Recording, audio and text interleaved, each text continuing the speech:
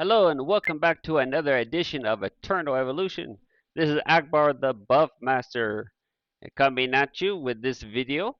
A lot of things that I want to talk about, but in this video, we're going to focus on one thing at a time. And in this video, is going to be a little bit of a disagreement that I had with Mrayse. I didn't know how to say this name for a long time. I thought maybe Mr. Aisha. I have some uh, people that I communicate with from Turkey, but Aisha is a woman's name. I was like, what? I don't know what this name is, but I just listened to this beginning part again. It is Mryse. Okay, so Mr. Mryse, and I have a small disagreement on a build. Now, my bigger disagreement is the way that he explains it. Now, let me say this: Mrayse is an incredible player. He has a lot of great content and videos, and there's a lot to learn from this person for the vast majority of the player base out there. But maybe he has more of a high-end account mind frame of mind and doesn't always understand what the average Joe is going through. But so let's take a look at what the situation is as we come down here.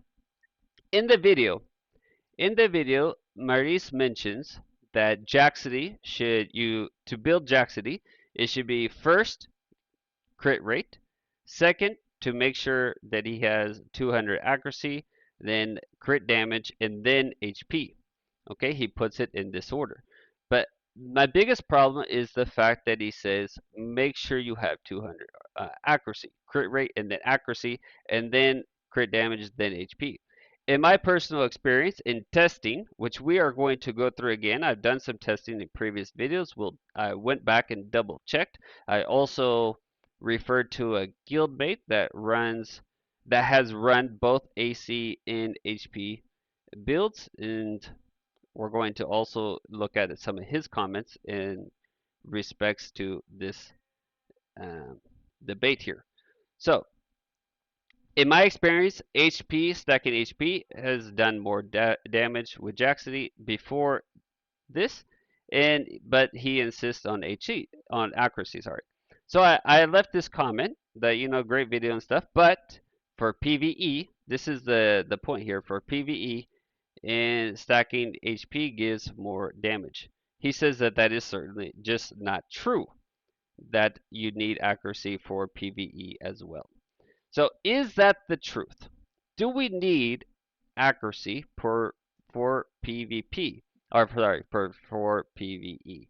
Okay, so in this video we're going to go through, we're going to look at more tests, we're going to look at experience of other people and as far as this topic, and that is the point. Let's get into it.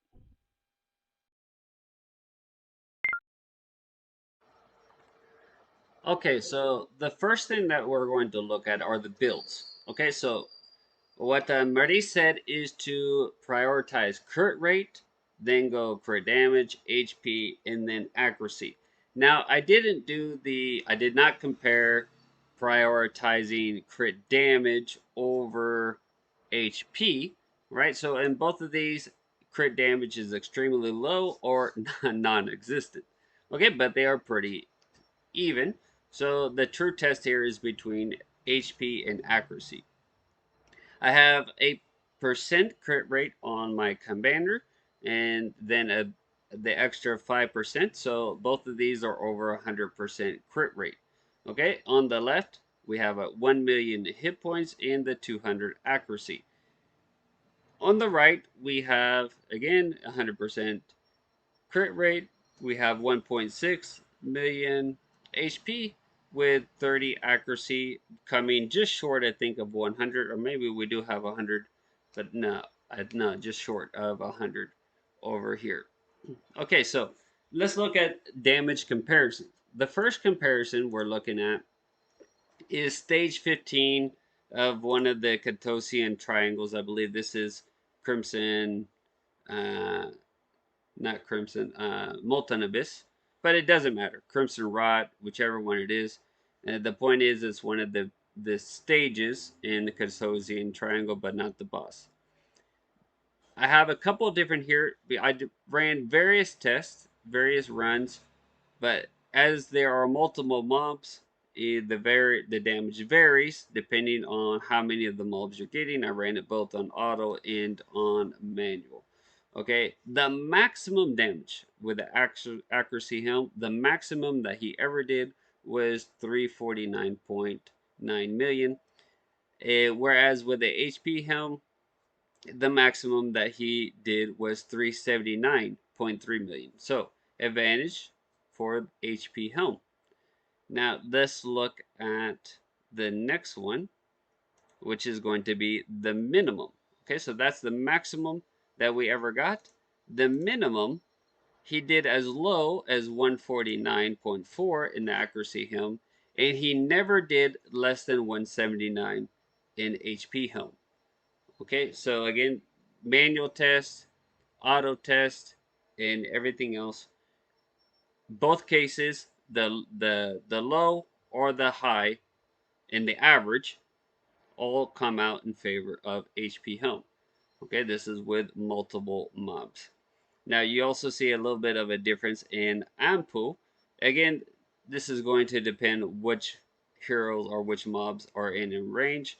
But again, even so, Ampu's damage is extremely crazy all over the place. 124 versus 274 and 294 versus 215. Okay, so group stages, advantage, HP helm. Now let's go to the next fight, and this fight is Turbine. Now in Turbine, his damage is the same. He does have a passive where with he has a 50% chance of producing an abysmal swarm before a common skill. So before a common skill, there's a 50% chance based on accuracy that he will produce an additional abyssal swarm. And now keep in mind with this HP helm, he has less than 100. So if I had 100 accuracy, then at least he would always have that 50%. And this build, he actually has slightly less than a 50% chance, uh, as I don't have 100 accuracy. Now, above, he basically has a 75% chance of producing that extra abyssal swarm before each common skill. His damage is the same on Turbine in pretty much all tests. Because there are potential for additional swarms, you do see a slight increase in Ampu and a slight increase in Amat. Okay, so for Turbine, his damage is the same, but there is a slight advantage overall because of the small boost to Ampu and Amat. Okay, so that is Turbine. So favor accuracy helm, but ever so slightly, not for him, but for the overall team. Okay, that is the one test, and then I just have another test in here, but you can see that the results are virtually identical, right? His damage the same, always 1 billion, slight increase for Ampu, and ever so slight increase for Amat. Okay, that's what we see consistently here. Now, let's go to Crimson Abyss because Crimson Abyss is where we see the biggest difference between these two builds. Okay, in Crimson Abyss, Jaxidi never did more than 2 billion, whereas in the accuracy helm, whereas in HP helm, he did as much as 2.6 billion. Again, accuracy helm, you see a slight increase for Anpu, but the difference, the increase in Ampu or Amat, does not compensate for the loss of damage that Jaxidi does here. Advantage, HP helm. Okay, this is my testing for my new account that I'm on now that I took over from Bussalot. You can go back and look at my previous test that I did with my former account. That was I ran free to play. This account is free to play now because I don't spend, but it wasn't free to play before. But the builds are actually worse. Okay, Jaxi's build is worse, Ampu's build is worse. But I did similar tests before, and again, HP Helm came out ahead on the other account. I asked a guildmate if he would test. He loves Ampu as well. He has an I don't remember if his Ampu is Awakened 8 or Awakened 9, but it's highly evolved. The Ampu here is Awakened 3. Okay, so specifically this is with Crimson Rot. Okay, he found the same. Stages, HP Helm does more. Crimson Rot, as you can see, HP Helm does way more. Now, because his Ampu is so highly awakened, and his Amat is such a beast, you do see more of an increase here. So you see 1 billion increase in Ampu and 700,000 increase for Amat for a total of 1.7 increase. However, you lose 2 billion from Jaxidi. Okay, so again, overall, a decrease of 300,000. And this is with a high-end Amat, Awakened 8, Awakened 9, something like that. It may even be Awakened 10, I don't remember. But it's crazy, right? So, I don't know where Mrayse comes off with AC is better for PvE. I just don't see it. There is a slight advantage in Turbine, but there's a disadvantage, it seems like, everywhere else. And that is even with a highly awakened Anpu. Okay, this is a highly awakened Anpu is where you're going to see the most benefit from that extra accuracy and Jaxidi from those extra abyssal swarms. But the lower awakening that your Ampu is, or the less of a beast or monster that Ampu is, the less of the difference that's going to make. Okay, so unless you have a super beastly Ampu, then I don't see any advantage of going accuracy helm over HP helm. And even if you do have a super beastly Ampu, it's only going to make a difference from my testing, from other people's testing. It's only going to make a difference in turbine, and that difference is going to be pretty slight. Okay, so that is my testing here, guys.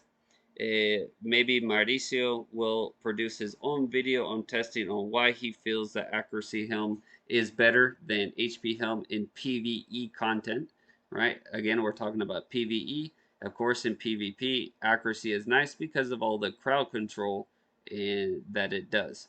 Okay, so if you're going to run Surge in PvP over Resonant, then there's a case to be had to just run HP, or just run Accuracy Helm and Surge, so that you can run the same build in all content. That I would understand. But if you're going to have a Resonant set in PvP and a Surge set for PvE, I firmly believe that HP is better from everything that I've tested, especially if your Ampu is not over Awakened 8. Okay, but test for yourself. Okay, this is what I want you to take away more than anything. When someone on YouTube says this is the best build, that may be the best build for them on their account, working with their heroes and on the content that they're doing. It does not mean that it will be the best build for your account or for your heroes. Okay, so I always recommend do your own testing. Results can vary. Conclusively for me, HP is better in almost all aspects of the game, and overall it is better.